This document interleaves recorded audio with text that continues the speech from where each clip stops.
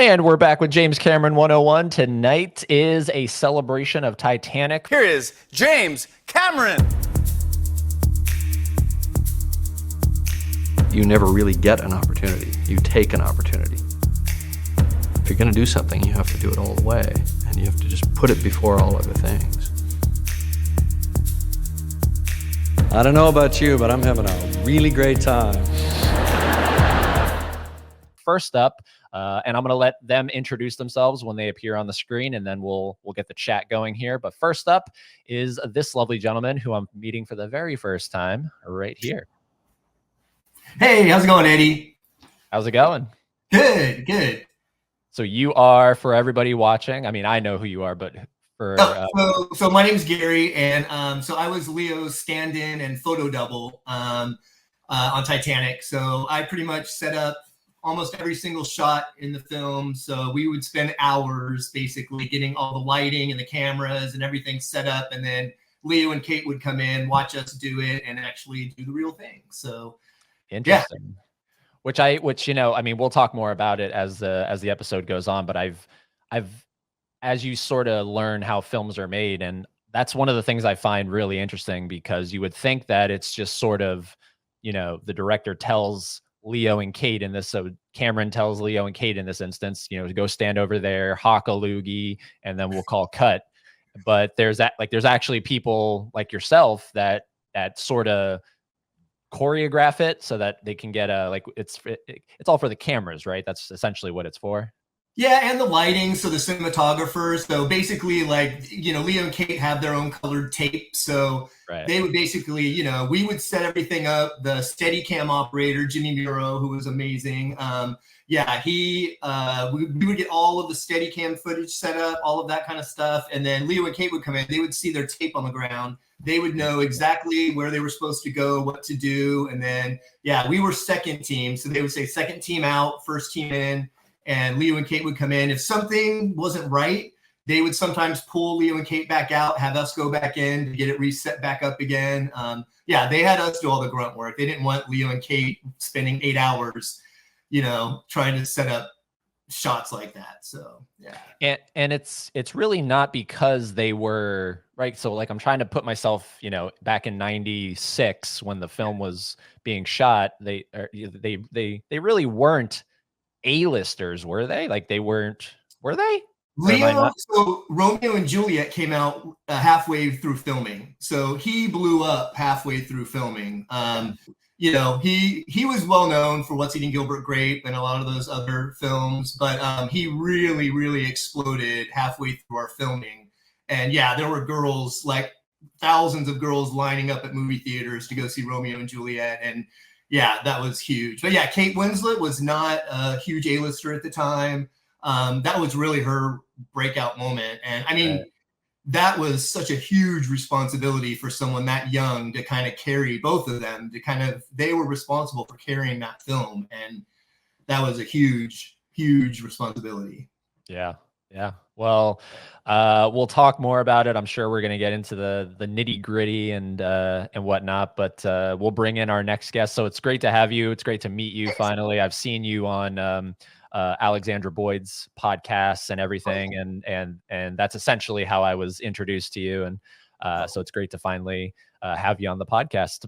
Next up is someone who also Alexandra was very instrumental in introducing me to, and she is right here. Hi, I'm Rebecca Klingler, and I played Mother at Stern. Mother at Stern. Yes. I love it. I love it. Well, first of all, it's great to meet you formally. We've been communicating back and forth, but so your role was Mother at Stern, and I mean, obviously, that's a very, sort of burned in everyone's minds when they think of, like, you could just say that to somebody, and I feel like, you know, maybe 7 out of 10 people would go, I think I know who you're talking about. I think I know. They probably know my line more than my title, because I guess I'm a meme now. But if you just type in Titanic, it'll all be over soon. I come up. There we go. It'll all be over soon. Yeah, so it's great to have you here, and we're gonna chat a lot more as we go Great. through this. I am familiar with this guy. He is the co-host of Titanic Scene by Scene with Brittany Butler, and it is Ethan Brehm. Hello, how's it going? Sort of the through line for this panel right here. I think the through line is Alexandra Boyd. She's sort of the one that connects us all. I think is Right. and she's just, especially with her film. And I'll have it linked down below where you can watch that Titanic movie diaries. It's Ship of Dreams, Titanic movie diaries. It's really kind of brought everything back to the forefront, I think, and it's just really exciting. So this is the panel tonight. Also, I did reach out to, his name is Martin Hub. He played the Slovakian father in the scene, which I came on your podcast for. Ethan, the wave of water. He's he's the father that yells at Leo and pushes him and gets swept away when the doors open. I actually reached out to him. He was hesitant to come on because of his English.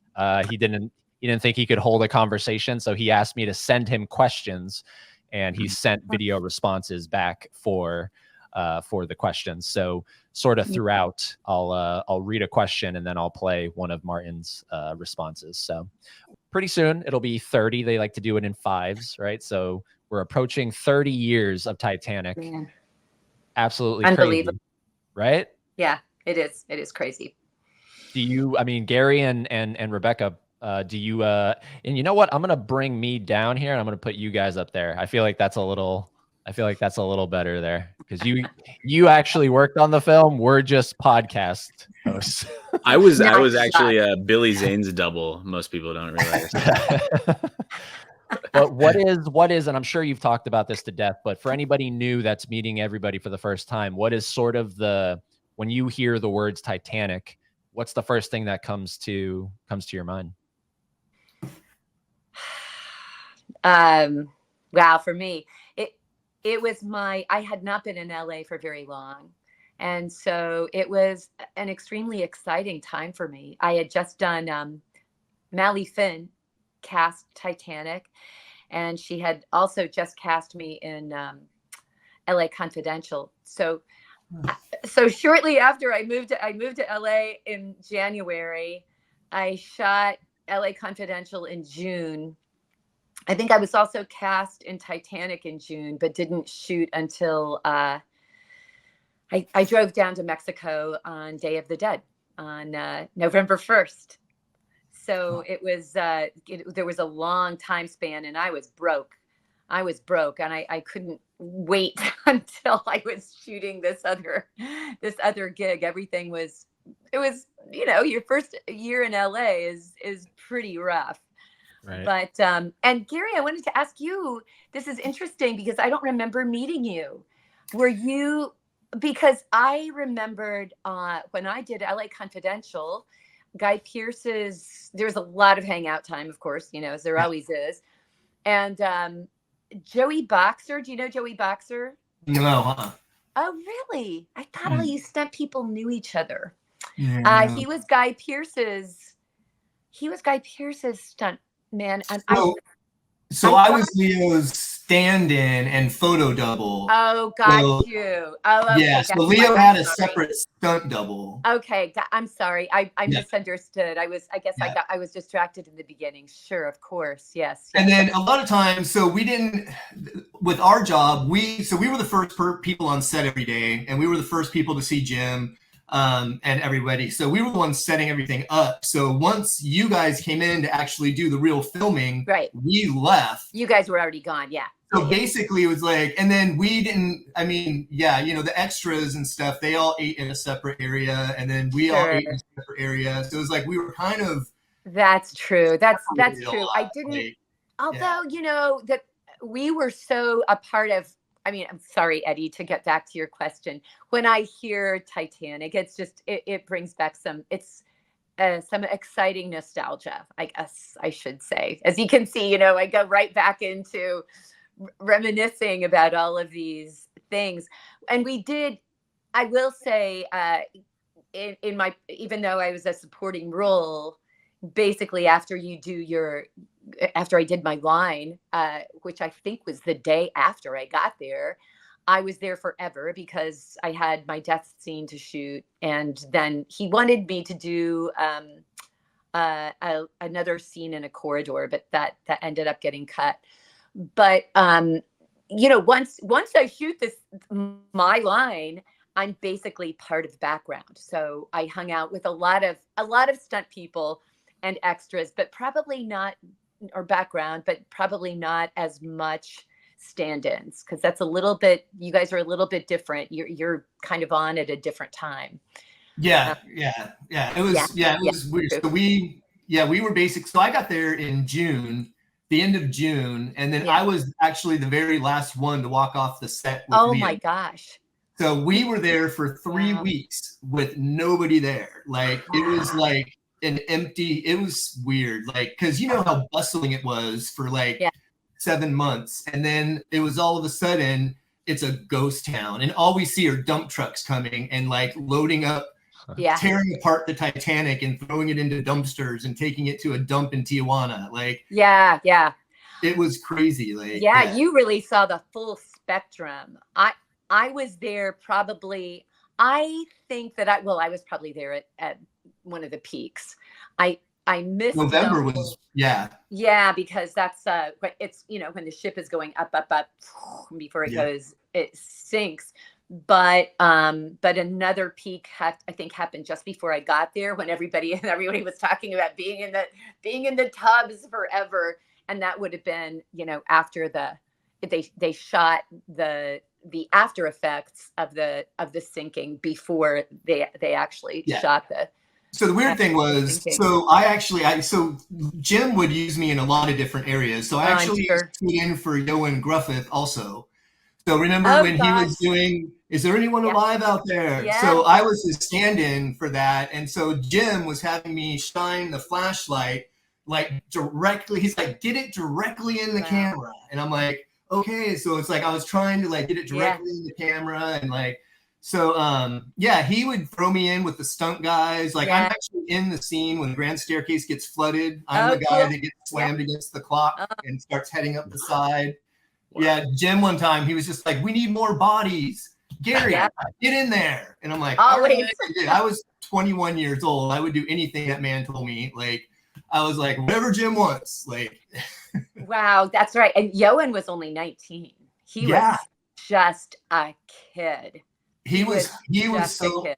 Everybody was so awesome though, because we were there like almost 8 months. We would go party after and Rosarito, like that whole town was just kind of like our town. Like, we had thousands of us there. So it was like, it was a fun, Billy Zane dancing on tables at Rock and Roll Taco. I mean, it was a riot. Like it was it was a once in a lifetime and like totally like, you will never forget it. It was amazing. So were you there afterwards to do like pickup shoots and stuff like that? No, they did all that up in LA. Oh, okay. So they did have to do some other stuff up there, but like, once I was done, I was actually supposed to be his stand-in for Man in the Iron Mask after. Oh, okay. But it was being filmed in Paris. And so at the last minute, they were like, it was going to cost, I don't even remember, like way too much to be able to get me there. And they were like, we could find somebody else with the same body type in Paris. So so basically I was like so bummed because I was like, yes. I'm like, I'm going to be leaving in 3 weeks. And then they were like, last minute. They're like, sorry. I was like super bummed. And now that I look back, I'd be working like once every year or two. Like, and stand-ins, we didn't make, Titanic was amazing because we got paid in, it was, pesos and like cash and like, it was pretty incredible. It was amazing. I mean, especially going from, coming from, oh man, living in my tiny little studio apartment in Los Feliz, and then, living in Real Del Mar. Ooh. It was really. So you were up at Real Del Mar. Yeah. Okay, gotcha. That was almost nice. 3 months. I was there for almost 3 months. Gotcha. We were like a mile away from the set, and in a condo. Like, I don't know if you remember where the Federale checkpoint was, where all the 16-year-olds had like machine guns. They were right in front of our condo. So we became friends with them. We would actually, like every other Sunday, we had Sundays off. Every other Sunday, we would drive up to San Diego to like, you know, deposit money in, like do whatever. So they would always ask us to bring back Budweiser because they couldn't get Budweiser in Mexico. So we would bring 12 packs of Budweiser to the Federales, and yeah, they would be all stoked, and it was pretty funny. Wow. Yeah, it was a different world. It truly sounds like this is, again, like was mentioned, it's once in a lifetime, never going to happen ever again. Movies just really aren't. I mean, I'm sure some films are filmed that way, but you know, that's when I think of Titanic, I really do think it's sort of the last of the true old-fashioned Hollywood epics. I know a lot of people say that. It's true. I mean, it really is. It would never. I mean, and they made it in Mexico. That never would have been able to be made in America back. You know what I mean? It was right. We almost had to stop filming halfway through because we ran out of money. Like Jim gave up his salary. I mean, this was one of the first movies where they had to have 2 studios. Yeah. We were worried. Like we were like, we may not be back next week. Like there was a lot of drama. I think that's when, because I don't think Disney was involved at first. There was something, you know, more studios came in because so it was Paramount. Yeah, it was Fox, and then Paramount came in and saved us. But yeah, I remember because I was on set, and I remember John Landau and Jim coming in, and like there was a lot of drama. There was a lot of drama. Yeah, but he was. I have to say, Jim kept his cool a lot of times, and then sometimes he would lose. I never witnessed him losing it, but I heard about it. I got it once or maybe twice. But the problem was, so like, you know, sometimes it would take 6 hours to set up a scene. So I had to really time, like, if I got to go to the bathroom, I got to watch, because if anything happens and he needs me back in there. So one time I misjudged and something happened with the lighting or something, and he called second team back in and I wasn't there. I got there in like 2 minutes because they radioed me.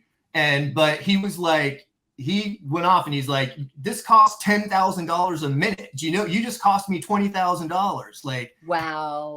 But it was true. It was $10,000 a minute. Wow. And so that's what amazing. His pressure was, you know what I mean? Like the pressure that he was under.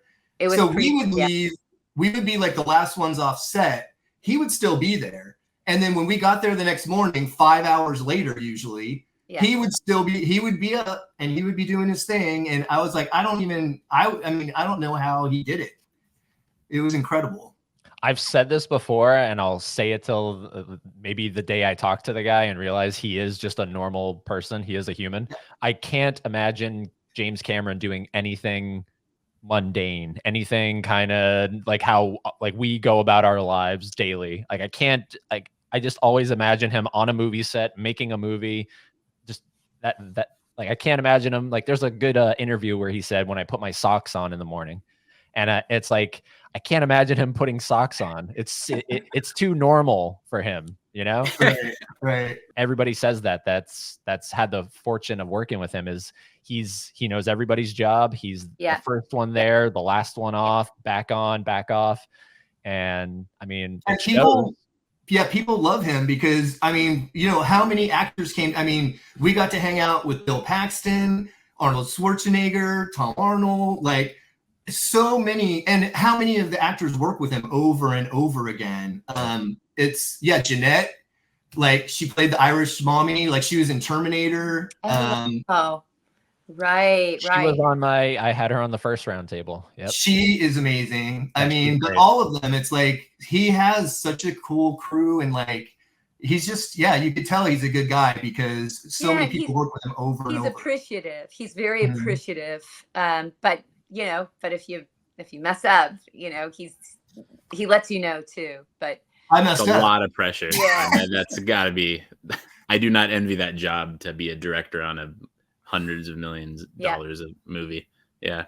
Now going back to, because how Rebecca was confused over, you didn't know Joey Box, who was Leo's stunt double. The fact that there's you, Gary, and that there's Brett Baker as well. What was Brett's like job? Do you know? So Brett came in. He was there a couple weeks, but he came in because they needed, I don't know, they needed an actual double. So Brett really did look similar to him. He was like 5 inches shorter though, but he was there probably around 2 or 3 weeks, I think. And then, yeah, and that was about it. And I'm not even sure that he filmed anything. I don't know. He was on set, but I'm not sure they actually used him in a scene or not. Because they wigged me and I doubled for him. Like when Kate was running to the back of the poop deck to do the jump scene. Right. Leo was gone, so they just had me running, and they had a super far pull away shot, and so that was actually me running, chasing like to go down after her. But yeah, so they used me in a bunch of stuff too. But yeah, I'm not really sure what Brett was in. I wish he would have been on, so like we could find out. Because so he was there for like I think 3 weeks or something. Yeah. Okay. Interesting. So Ethan co-hosts the Titanic scene by scene, and literally the whole idea of that podcast is him and Brittany, who was on Roundtable 1. She and Ethan go literally through the movie scene by scene, and what you follow the DVD, you follow the DVD selection. That's how you do it. Yeah, the chapters on the DVD. Correct. Wow. And so it really is sort of like how I said LA Beatles, the Unsinkable podcast. It's really Unsinkable and Titanic scene by scene. Those are the podcasts. Yeah, we had Ellie on, and she she's like, she knows the Titanic very well, and and that was a lot of fun talking to her. But yeah, our process is very exhaustive in terms of just like we literally go through pretty much every line of dialogue and like hyper analyze everything. But LA's podcast is fantastic. Right. Yeah. Right. And out of the two of you, you would say Brittany is definitely the super duper fan, right? Yeah. So I love Titanic, but it's her like obsession. And she is the one. She has the tattoo and she has posters. And we were friends before we started the podcast. And I'm a film critic, so she was like, "You want to do this Titanic thing?" She had an idea, so we were like. Started in 2019, early 2019, wow. And just wrapped up. You just wrapped up. Had a couple hiatuses in there somewhere, but yeah, you made it through the whole movie. So the lead-in with that question is Rebecca, Gary, also Ethan, because I don't even know if you've said it on the podcast. What is your favorite scene in Titanic? If you had to pick one scene, you don't even necessarily have to be in it. What's the one scene that's your favorite? Wow. Boy, that's a tough one because it's so mixed with, it's hard. I think it's hard for us to be objective being in it, because when we watch it, there are so many other things going on.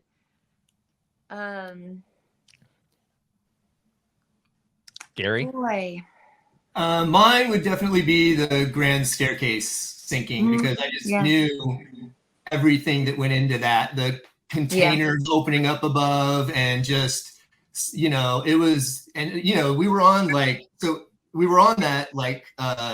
hydraulic platform, just doing this over and over, and but once they had to do the dome, that was it. It was just like, that was kind of like a one shot, and it was nuts. But like, just to see everything, and back then, it was, we didn't know what was going to happen. So, when we started sinking, we didn't know where the water was going to go. We didn't know how our bodies were going to react to it, anything. So, and Jim just threw me in there, and I was like, and what an amazing opportunity, because that never would have happened in LA. I never would have been able to get in with stunt guys. You know what I mean? That would have not been possible. Like, yeah. So I got a lot of cool opportunities by it just being filmed in Mexico. Yeah. Gosh. Cool. Yeah. Rebecca? Oh, go ahead. Yeah. Oh, interestingly, I think the scene that sticks out for me, I guess this just speaks to my romanticism, is the scene where Jack draws Rose, and I don't know, I really liked that drawing, and it was such a romantic scene. And Gary has it. Gary has it. Well, I are you have serious? the book. Like, so this is me holding the book. Oh my gosh. And the story behind that is Jim drew amazing. that himself. That was Jim's drawing. That's so cool. Wow. But That's that's not the awesome. scene. That's not the drawing. That's not the no, but that's the book that you're talking about. Okay. Well, Yeah. I'm thinking of his sketchbook. His sketchbook. But I think what I remember hearing is that Jim hired an artist for it, and he didn't like the work of the artist, so he drew it himself, and he's quite a good artist. Right. And so I was thinking of that, and I liked the drawing, and I thought it was kind of the crux of the story, even though it's a spectacular historical movie.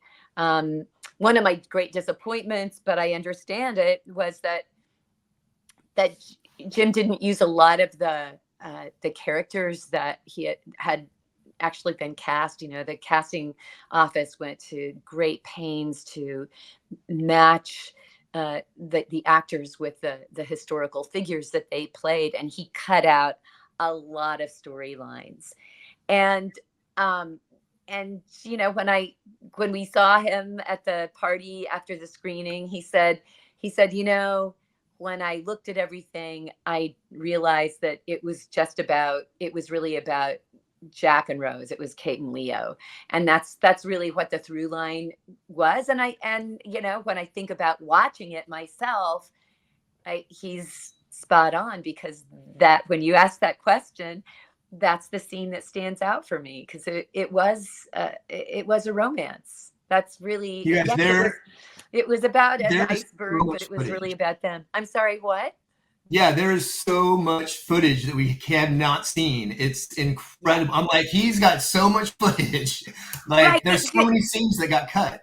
It could be a TV series, right? Titanic uncut. It could just be episodic. Right.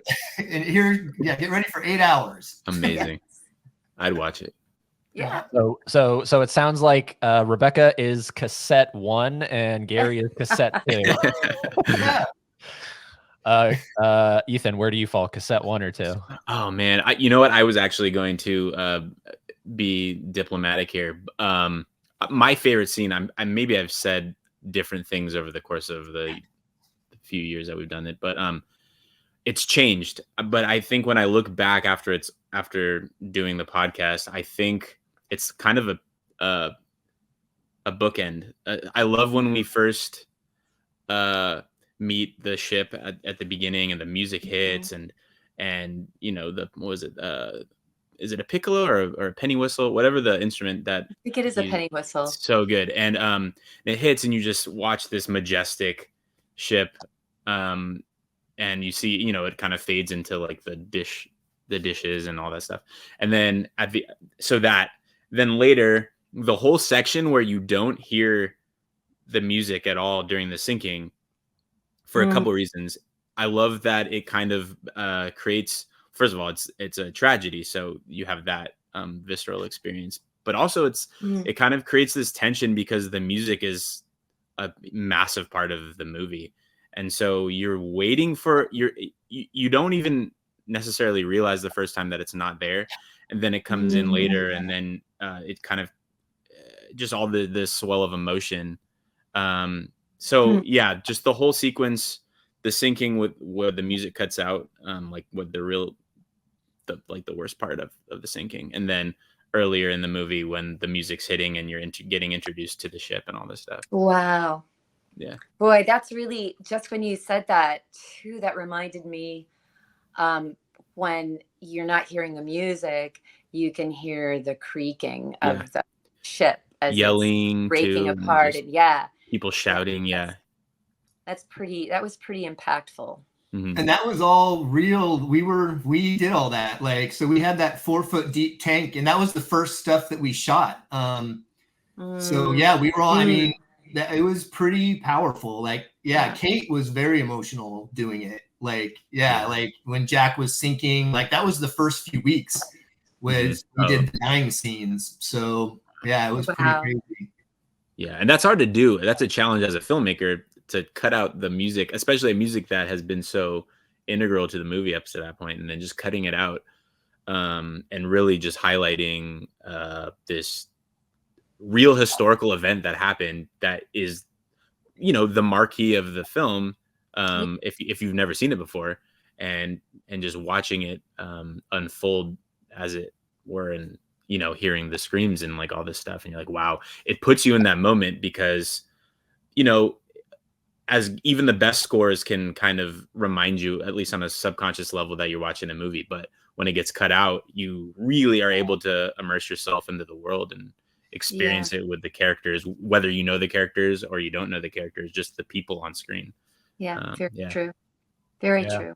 Yeah, and that's why literally, and it's done in such authentic, realistic detail. So recently I've kind of gone back and I'm trying to hit all the other Titanic films that have been made.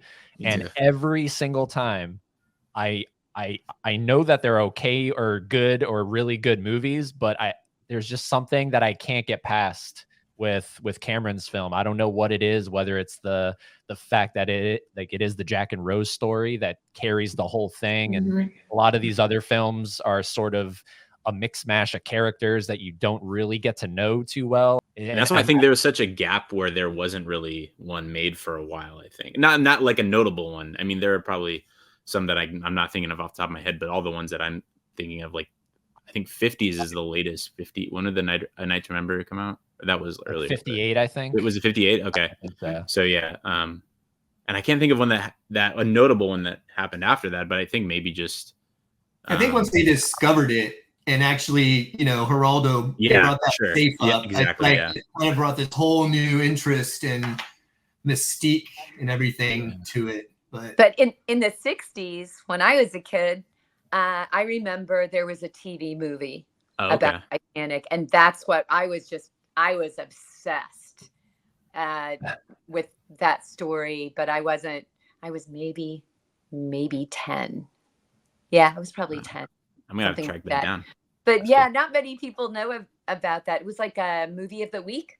Okay. Back in those days, I think they stopped having those for a long time. But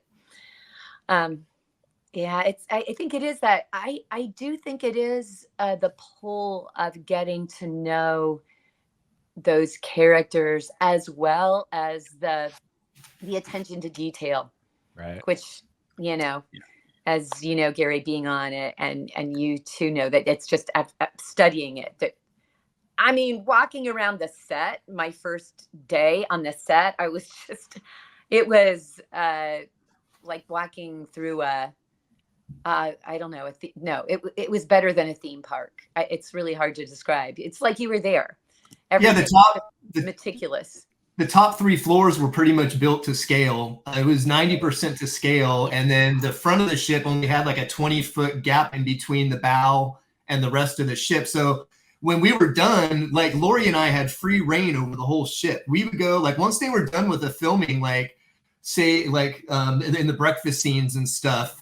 So, nobody would ever be there again. And so, yeah, we would just go hang out, and like, we had full reign over the entire ship. It was amazing. But you felt like you were on the Titanic. And Dawn Lynch was there, making sure every single thing was absolutely done to the T. And yeah, you're right. It was so meticulously done. Jim did everything completely. Just everything.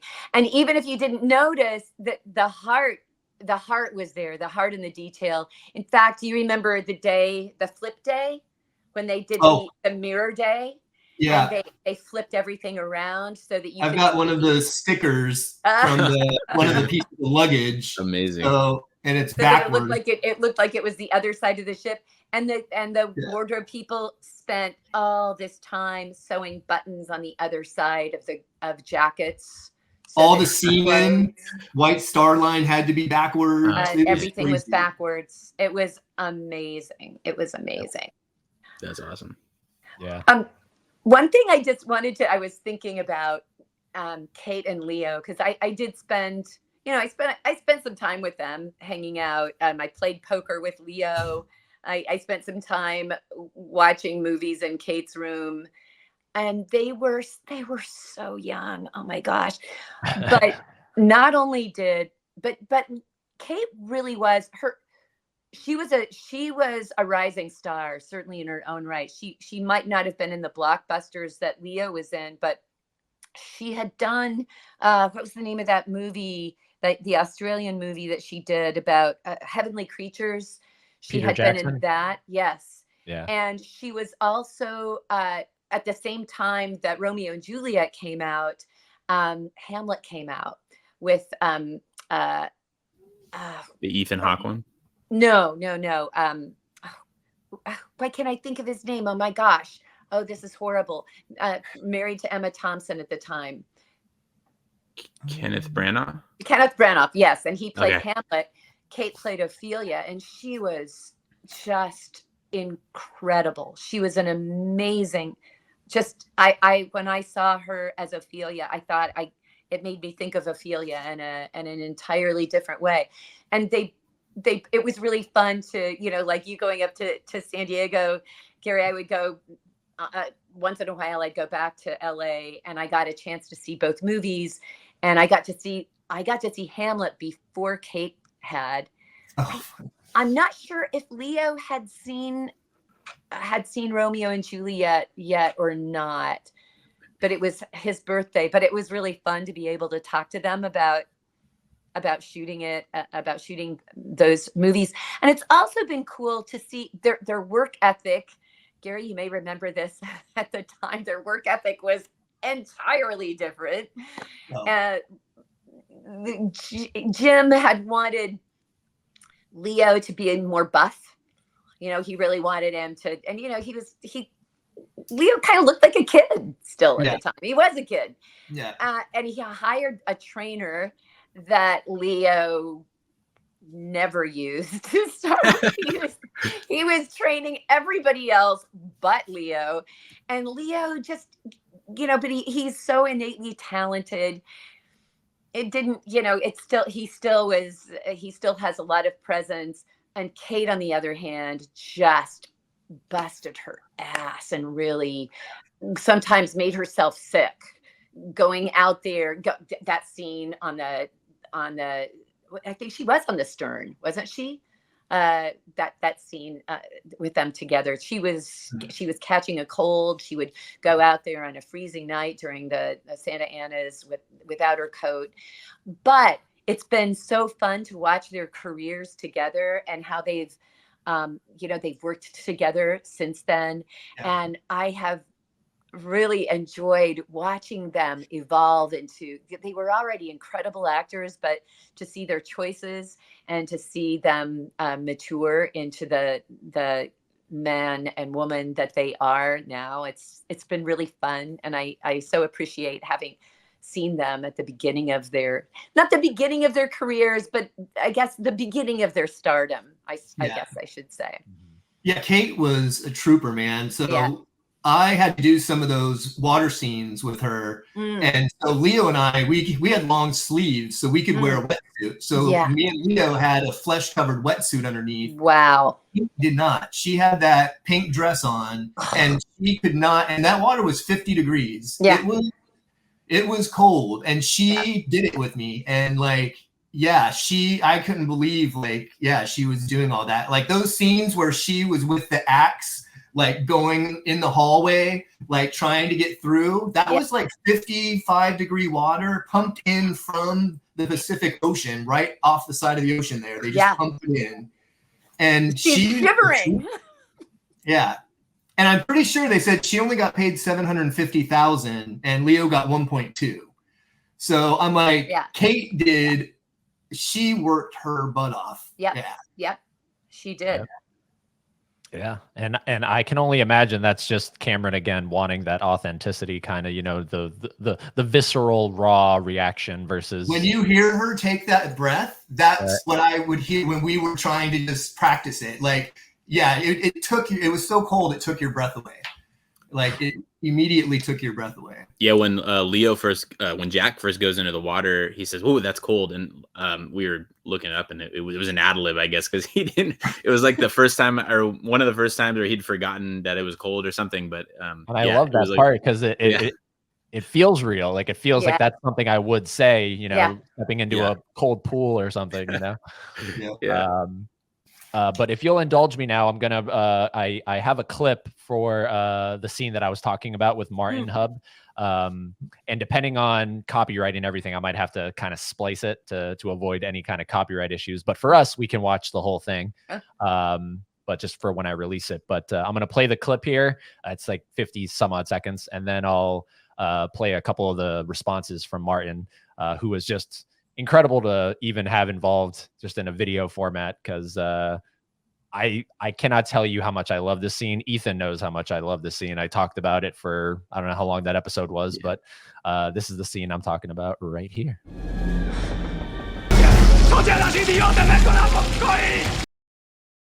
So right there, that is, I mean, literally it gives me goosebumps every time I watch that. Wow.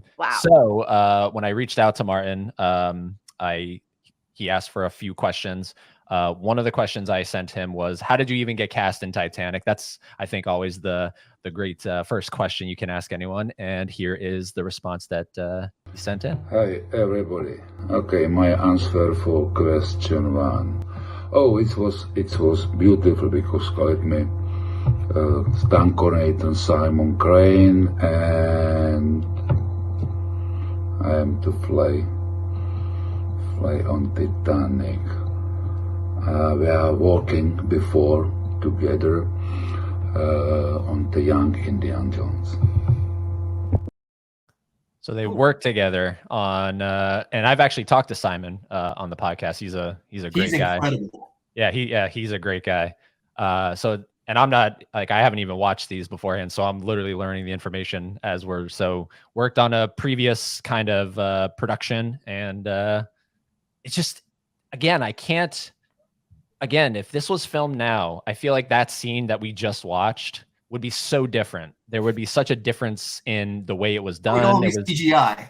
It would be CGI. It would be instead of 40-foot containers opening up and like, you know what I'm saying? Wow. Like I was out there at the end of that hallway. So, and I actually have pictures of that water and him coming out of the hallway. So they set up ropes for him to grab onto, and he missed the first 2 because all that water was coming out, and he was going down the road towards the Pacific Ocean. We were only like, 500 feet away from the ocean. So they set up like 5 ropes, and he was trying to grab the ropes as he's going by, and they had like 10 guys down there trying to grab him because that water was so powerful. Man, that was a crazy scene.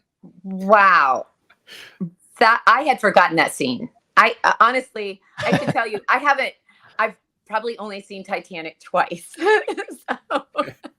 I feel like it's blasphemous to say, but I had forgotten that scene. And I have to say, it makes me, I don't know what to say. He cut my death scene, and it was, and I was really proud of it. I mean, we shot it like 6 weeks after my line, and I too was working with Simon Crane. Simon was the stunt coordinator at the time. I think later he left, but there was a hydraulic, they had moved the hydraulic lift onto the soundstage. And so I was, so the hydraulic lift was up, there was a stunt man above me. I was hanging onto my child, with his life jacket and everything. And the stunt man fell. He grabbed my child by the legs. And so then I had the weight, I was holding on with one arm. I had the weight of the stunt man and my kid and myself. And then, I couldn't hold on anymore. And I watched my child fall to his death. And then I fall because there's nothing else to live for. And then Simon Crane catches me. And I did it over and over, I don't know, maybe 10 times. I don't know. And I was so proud of it. And then he cut it. And I said, Jim, you cut my scene. He said, oh, I know. It was just too horrific. And then I see that scene. I think my scene was horrific. Wow. So was that the poop deck scenes? Were you was that the poop deck? Yeah. Yeah. It was, I guess they still called it the poop deck. It was the stern. It was that they had taken it off. I don't know if you remember that, but they took it off from outside, moved it onto the sound stage. And so all the core extras and us, Simon Crane, they bust us all to this pool in Tijuana, and they would put us up on these like 20-foot tall platforms. And so they would actually like cable us. So they trained us basically with the cables of what it was going to be like on the poop deck. Did you go do that? No. You didn't? No. Okay. I just went to the sound stage, which was just across the way. Okay, yeah. So all of us, everybody that had to do the poop deck scenes, like when it was sinking and it was tilted, we were all wired in, and they had to train all of us to do that. So we spent probably like 3 days doing that. Wow. Yeah. These next set of questions, I want we'll play Martin's response, but then I want everybody to answer them as well. Question 2 was, did you know anything about the real Titanic before making the film, and in Ethan's case, before recording a podcast about Titanic? Question 2. Of course, there are real net in the school about Titanic. It's history, yeah, but just not too much. I did a book report when I was 8 years old on it. I've always been intrigued. And I was like, I think 10 years old when Geraldo brought up the safe. I don't know. I was around, I was like young, but I was always super intrigued by it my whole life. And now that I'm an adult, I've actually found out that I'm 75% Irish, and all of my people are from the County Cork, which is basically where the last port of call was for Titanic before it left Cove. To set sail. And I just went to Ireland for 3 weeks last month, and it's really cool. Like they have the museum there in Dublin, the Immigration Museum. I gave them all of my DNA, and it took them 6 months, but they traced all of my lineage back like 800 years, and all my people are from the bottom of Ireland. And so I just feel like there's some reason why I've always been connected to it. Like, yeah, that's cool. That's Ethan, I want to hear from what made you well, so I was a little older when I watched Titanic, and I wasn't allowed to watch it when I was a kid. I was 8 when it came out in theaters, so I wasn't allowed to watch it. So I was a little older the first time I saw it. I definitely knew about the actual ship and the tragedy. And in fact, my mom always would say that we had family who had tickets to go on the Titanic on the maiden voyage, and when they found out, someone had said like not even God could sink the ship, and they were like, oh, and so they sold the tickets, or I don't know what they did with them, but that's a story I've always heard. So that was growing up, I had heard that story. Wow. But I'm fascinated by the Titanic as a whole. I've been to the museum in Pigeon Forge up in Tennessee. That's a cool museum. So I'm going there. I've never been there. I'm going to go in 2 weeks. So do they have like a ton of actual artifacts? And it's cool. Well, so first and foremost, I think the one in Pigeon Forge it's the biggest replica of the original ship in the world, I believe. But they have some artifacts, and it's a really cool, it's more of like an experience. So it's kind of like the Holocaust Museum in the sense that you get a real life person, and then at the end you find out about them, if they made it, if they survived or not. So there's that element, and then they have like a reproduction of the Grand Staircase, which is cool. You can take like a picture on it. They have like a thing where you dip your hand in. They have the water at the exact temperature that it was the night of the sinking, and you can like, dip your hand in it. Wow. It's kind of like experience, yeah. So it's like a lot of different rooms that kind of themed to different things. It was awesome. I had a great time. I talked about it a lot. And they just introduced the Jack and Rose part. That's did they? Yeah, they have the awesome. they have the piece of wood that they floated on. Wait, do they really? Yeah, apparently that's awesome. Oh, that's oh my gosh. Apparently it's the piece. I mean, I don't know. Oh, nice. Oh, that's gonna be weird. Yeah. Because I was on that. Wow. Yep. That's cool. Weird. And that's what I like about it is the fact that and rightfully so, you know, anytime you go to a Titanic museum, it's usually about the real ship and the real people and everything. But I like that they're now acknowledging the impact of this film and they're putting that into the museum as well. Yeah. They embrace it. They embrace it really, really well. And I know I was asking, I had a lot of questions. This was before we had started the podcast, so I wasn't as familiar with the film yet.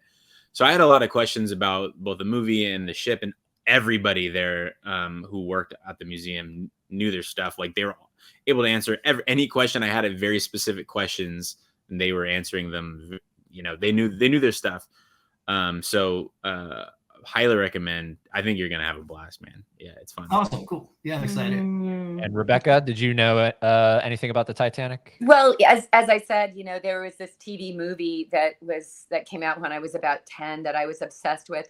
But then, you know, when we were cast, I was cast so far in advance, and as time approached, the casting office or the production office, I'm not sure which, sent us they would send us packets every now and then of I remember at least one. I think I got more than one packet. I think I got at least two, just of articles.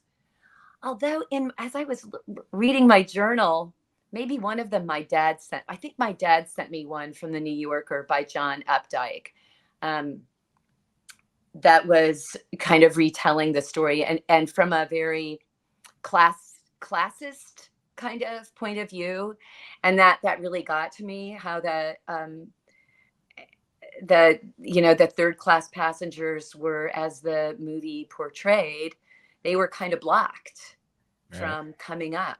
And that article really made an impact on me before I shot it. That stuck with me. And in fact, you know, I as I was down there and I saw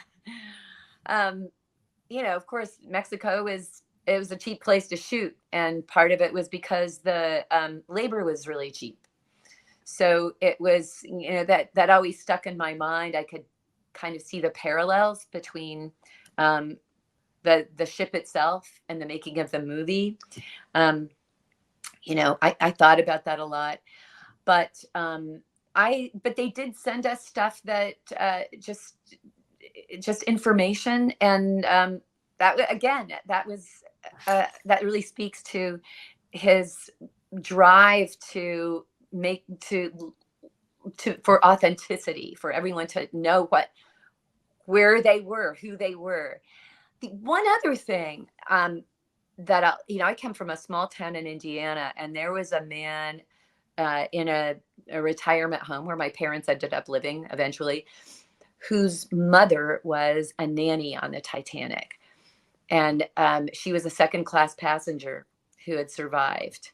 So I think she was Swiss. And so he went around to grade schools and stuff. Of course, there was a lot of interest. And I think he lived after the film came out for a little while. So that was pretty interesting. Yeah. Yeah, there's that reminded me, there's the very first piece of any kind of filmed anything when it came to the Titanic was I think 30 days after the tragedy. There was a lady that filmed a movie. I think it's like 10 minutes long, but now it's lost. It's like lost media. It got burned in a studio fire, but like that's the very first. So it's sort of this like holy grail of hopefully somebody is able to track this footage down. She was actually on the ship, and then 30 days later, she made a 10-minute short film about her experience on the ship. Wow, that's cool. Yeah, That's cool. that kind of reminded me of that. So I'm not going to read every question. I don't want to, because I did send him a lot of questions. This one was kind of funny though. What was it like to push Leonardo DiCaprio? Because not everybody gets to say I pushed Leonardo DiCaprio, and Martin very violently shoves him into the corner. So I'm curious, what was it like to push Leonardo DiCaprio? Question 5. Oh, Leonardo DiCaprio. Well, nice. What should I say? It was very nice to push Leonardo DiCaprio. Gary, since you like stood in for him, I'm sure you didn't get any chances to push Leo.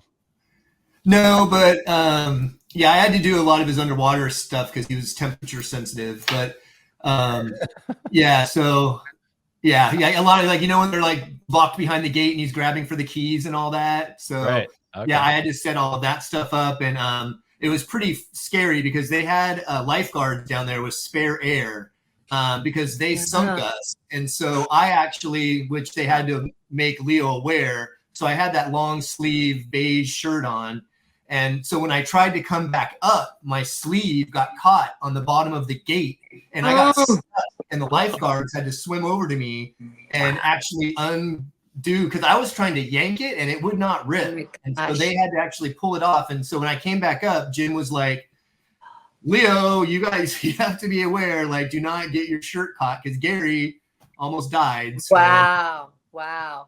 Oh my goodness, man. Whoa. Would you say that was like the biggest challenge you faced? Was that specific? That was scary. You know what I mean? Because you don't have control. That was the thing. It was just that at that point, that's when I felt like I'm not in control. I'm actually stuck. But Jim was amazing. Like, he had underwater lifeguards there, and they were totally prepared. So yeah, wow. I mean, yeah, he made sure all of us were taken care of. But yeah, things like, yeah, Leo's stunt double during that same scene for that coming out of the water thing. Yeah, he came out with a black eye.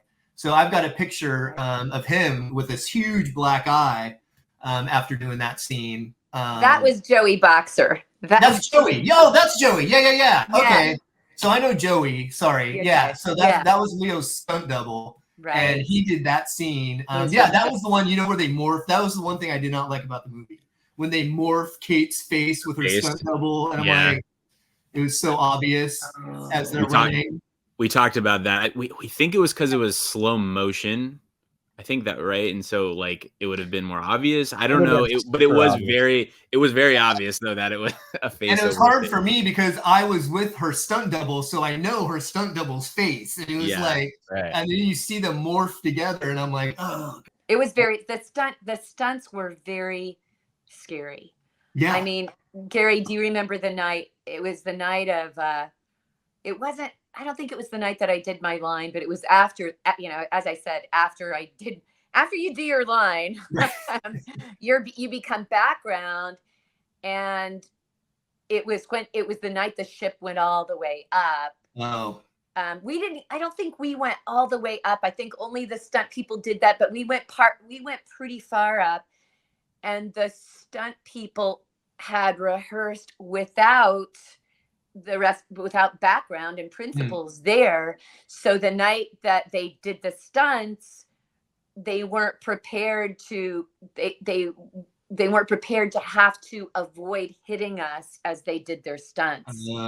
And there ended up a broken leg that night. Yeah, there were a few broken bones. That was very scary. That was because I mean, and all of that stuff they converted to Nerf, like Nerf stuff. So like when the guys were coming down and hitting like all of that big stuff, it was Nerf, but still from that height, it was still, even if it was soft, you were bouncing off of it and hitting something. And concussions and stuff. Yep. Oh, the broken ribs. Yeah. Oh yeah, and then when they when they had the life jackets and they had like the metal balls on the back so that they could slide down, like when they were like sliding down. Gosh, I forgot. People, I mean, were like, that was scary too. A bunch of people got hurt doing that. Like, because they basically put like metal roller balls. It might have been the same night. And they would just slide full speed like down the ship, and so fast. Crazy. Yeah, I think that might have been the same night. I don't know. There were a lot of scary nights. And it was that was the thing. The beginning scenes we did during the daytime, but then it was like 6 months of working from like 1 p.m. until like, I mean, we were getting like 5 hours sleep a night, like, and we only had 1 day off a week. Wow. Yeah. I would get there like, I think 1 p.m. or noon. And then, wouldn't get off until like 9 in the next morning.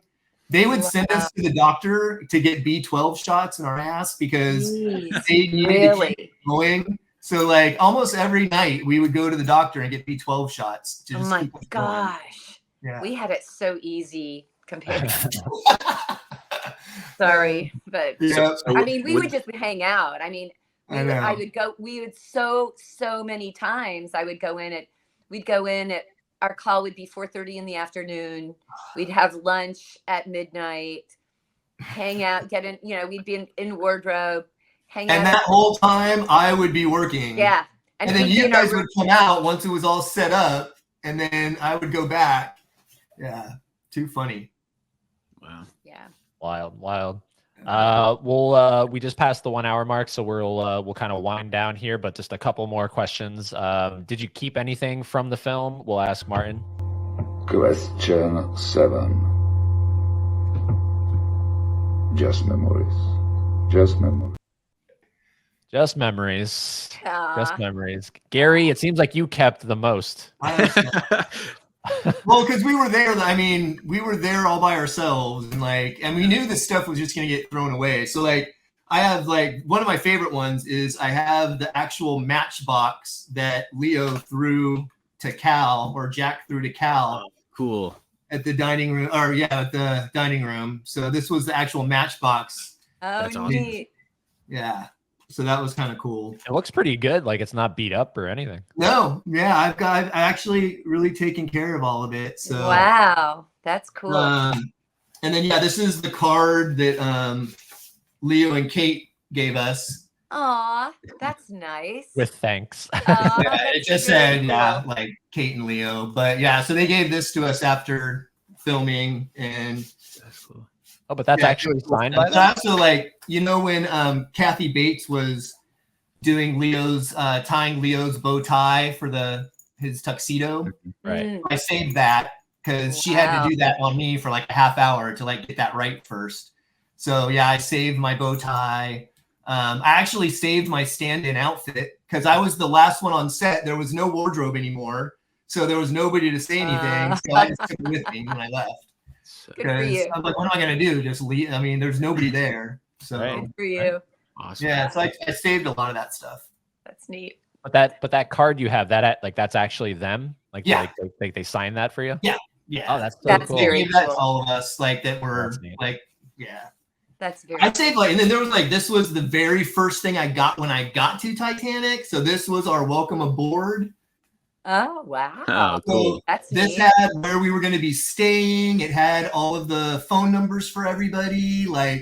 So this was the very first item that we got when we got there. And it had the Titanic room list. It had all of productions numbers and all sorts of stuff. So and you got the Lightstorm jacket. This is our So this was our crew jacket. That's awesome. Wow, that's really cool. Yeah, so this is our crew jacket, which I can still fit in. So Leo and I, we're the same age. I turned 50 in March, and he's turning 50 in November. So we're both 50 now. We were 21 when we were doing Titanic. So pretty funny. That's amazing. It's amazing. Rebecca, did you keep anything? I kept my Mother at Stern, my character name, that was on my dressing room, and this is so crazy. I kept all my call sheets. That's incredible. I only have half of mine, but I love looking at them because it's so neat to see everything you did. I just thought, someday this will be really interesting. And then I found out Bernard Bernard Hill, who just died. Bernard Hill, yeah. Bernard Hill kept all of his, and he, like the year after, he sold them for $5 each. No. Yes. Oh no. I still have mine. I love them. Yeah, like they're so, because I look back and I'm like, oh, February, Valentine's Day, 1997. This is what we were doing. Like, yeah, they're kind of cool because you can learn a lot from looking at stuff like that. Yeah, so cool. That's all I've got. All right. What was your reaction to seeing Titanic when it was finally released? So, having worked on it, right? Wow. You have this giant memory of working on it, and then December hits 1997. What was your reaction to seeing the finished product for the first time? Question 8. Oh, I was proud. It was big project, nice film, big one film. I was very lucky. Ah, so he was very proud, and he was very lucky.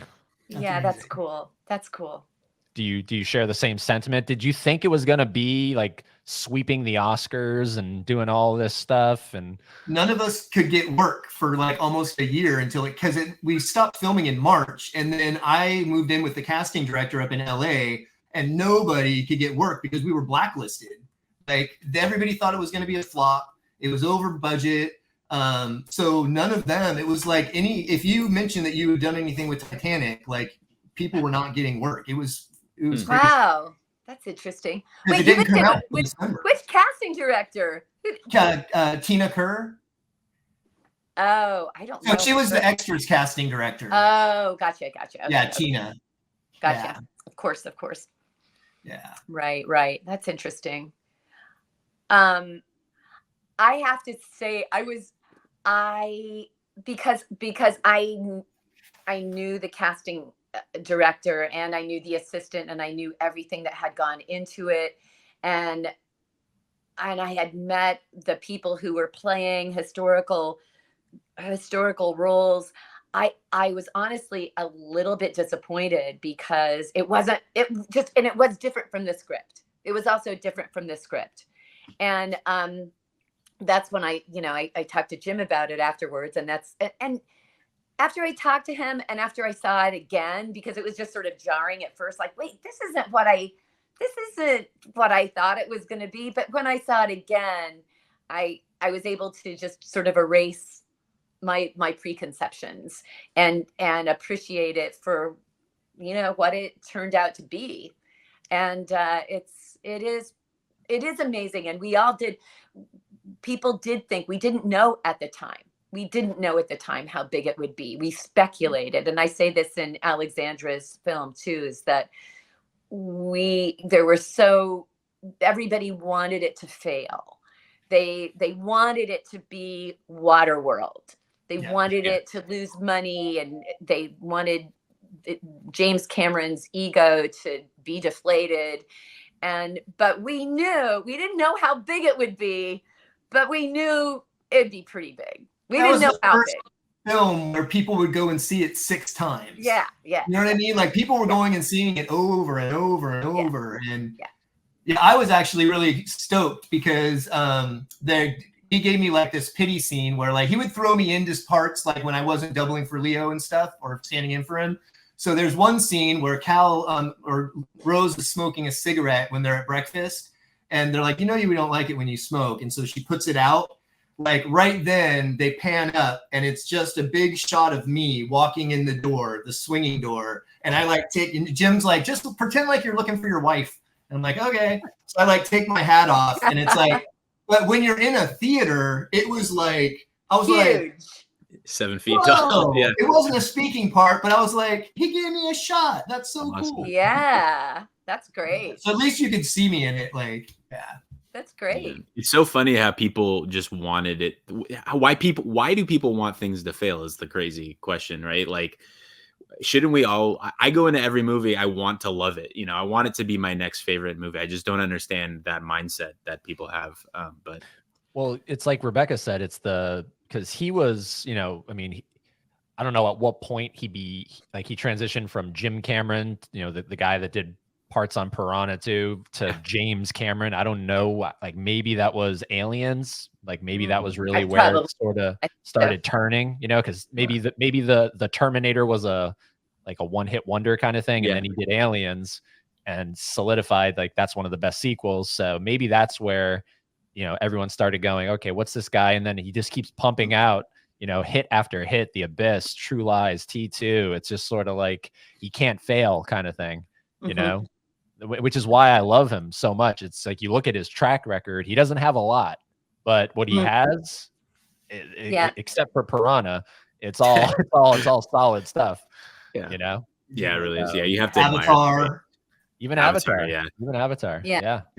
Which I love the first Avatar. I think I personally wish it was just a one-off film, but that first Avatar I think is so good. The sequels and everything. I mean, I'm not too on board for, but I'll go see them because it's Cameron. But I think that's really what Rebecca was referring to. It's sort of like, let's get this guy off his high horse and everything. And it also makes people in the industry, I think, if somebody fails, it makes them feel better about themselves, not pursuing their own dream. Exactly. I think that's what happens in Hollywood a lot. Totally. Yeah. This last one is the way I end every podcast, or I try to end every podcast. If I don't know the obvious answer, what is your all-time favorite? It doesn't have to be this one. What is your all-time favorite James Cameron film? And question 10. For me is absolutely favorite. The Abyss. The Abyss. Oh, The Abyss. Okay. He chose The Abyss. Interesting. Yeah. Because I will say, having done 13 of these now, there are some that keep getting mentioned, and The Abyss is not one that keeps getting mentioned. So yeah, I'd imagine. Yeah. Although it is Alexandra's favorite. I don't know. Oh, I didn't know that. I did not know that. She is very adamant about that. She said, I worked on Titanic, but it's always been The Abyss. Wow. Oh, wow. I did not know that. Interesting. Okay. So Rebecca, what is your all-time favorite James Cameron? It definitely Titanic. Titanic. It's I'm not really that much of an adventure. I don't really like action movies a lot, but this one just had everything, and aside from being in it, I think it's definitely my favorite. Gary? Definitely the first Terminator. The first Terminator. Yeah. So, and Linda Hamilton, incredible. There's a super funny story. Me and Leo and Kate were going to be off the next day. So Jim's bodyguard, Jim, told us, or asked us if we would drive up to Linda's house in Malibu and pick up Bjorn, who was playing Olaf in the movie, because I guess he had flown in from England or something. And so we were like, all right. So we got to drive up to Malibu. And I was like in my Mitsubishi Mirage, like driving up to Malibu, and like we pull up, we go up to the front door and we knock, and she seriously comes through the front door in a wife beater, and she opens it and she's like, "Who the fuck are you guys?" And we were like, "Oh my God." And she's like, "I'm kidding. Come on in." And we were like, "Oh my God, dude." Like, it was so crazy. So we got to hang out with Linda Hamilton for like an hour. Nice. Cool. Nice. And I was like, who gets that kind of experience? You know what I mean? So random. So yeah. And at that point he was still married to Linda, right? He was still married, which is one of the interesting things about Cameron to me personally. It's, he goes from Gail Ann Hurd, who he was producing partners with, to Linda Hamilton, who he, had in a few of his films, to finally Susie, who is in Titanic. Right. It's sort of a weird kind of domino effect of how he. The weird thing was, we knew that was all going on when I'm driving up there. So it's like, it was all happening in real time. Like, yeah. Wild. Yeah. But I mean, it's obviously lasted. So, I mean. Oh, no, for sure. Yeah. They're in New Zealand now. And yeah, I've actually gotten to go to his Weta studios, which are like so cool. Like, it's just amazing. Like, so much cool stuff out there. And Ethan? Yeah, I mean, Titanic. If I had to pick one, that Titanic's probably, I would say, is his best movie in my opinion. Especially having analyzed it so exhaustively. Really? But my favorites is T2. I know you're a Terminator 1 guy, Eddie, but I'm a little older than you. I love Terminator. I love Terminator 2. My whole childhood, every time it was on TV, I had to watch it, and it just roped me in really easily. And then I watched it for the first time from start to finish when I was in college, and I was like, yeah, that's one of my favorite movies of all time. That's cool. Wow. Yep. Because literally last night I did the roundtable for this one, the second roundtable, similar to what we're doing tonight for T2 3D. Did anybody get a chance to do that at Universal Studios? No. So that was actually, I don't know if remember if I ever did that. That was it was like a mini sequel to Terminator 2, and Cameron, that was the thing he was working on right before Titanic. Gosh. It was like the one in the theater. It was like a theater yeah. performance, right? In the and it reunited him with Arnold and Linda and Robert. Right, yeah. And I don't think I ever did see that.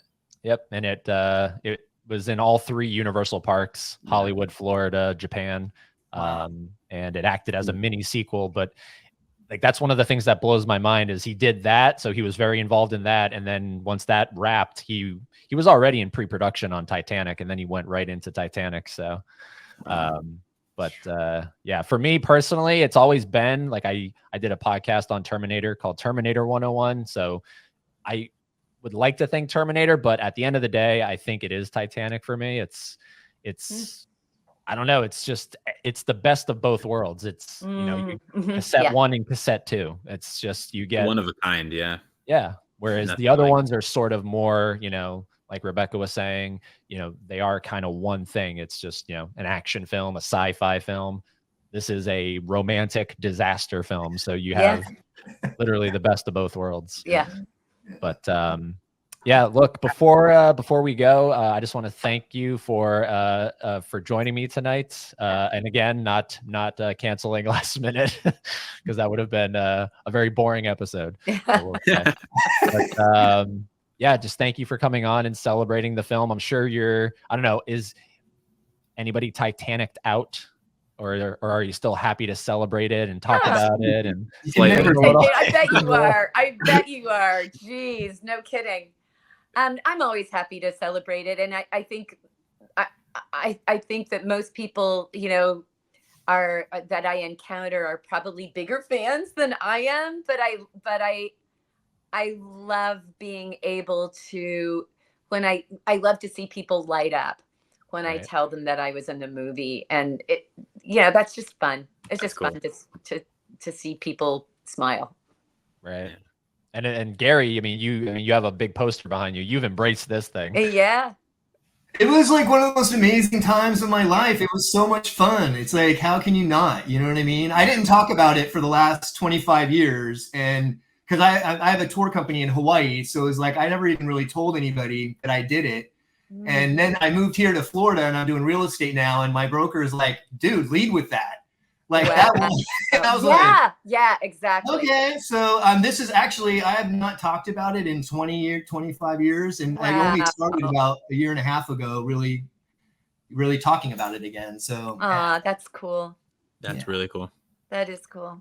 But Ethan, you're a little bit Titanic'd out. So I mean, well, I could watch the movie again. I would say, and I love talking about it, but just to be on the humorous side, but we're looking forward to our next endeavor after that. We had a meeting last night about what we're doing next, which is kind of fun. So nice. Yeah, and I'm looking forward to it because I mean, you and Brittany are a great. You're like one of the dynamic duos of the podcasting world. So we love it. So we never let go. Never let go. Never let go. Right. And like Brittany has tattooed on her, "Make it count." Yeah. Oh, yeah. That's a good one. Thank you, everybody. Thank you. No, absolutely. Sorry. Thank Stick around. We'll do a formal goodbye. I'm just going to wrap the episode up here. But thank you, everybody, for watching, listening, however you're checking this out. Obviously, there's going to be a lot more Titanic talk, although that's a podcast with Alexandra. I don't want to steal that name. There's going to be a lot of more Titanic talk down the road here on this podcast. But until then, there's one thing I always tell you to do, and it's go watch a Cameron film.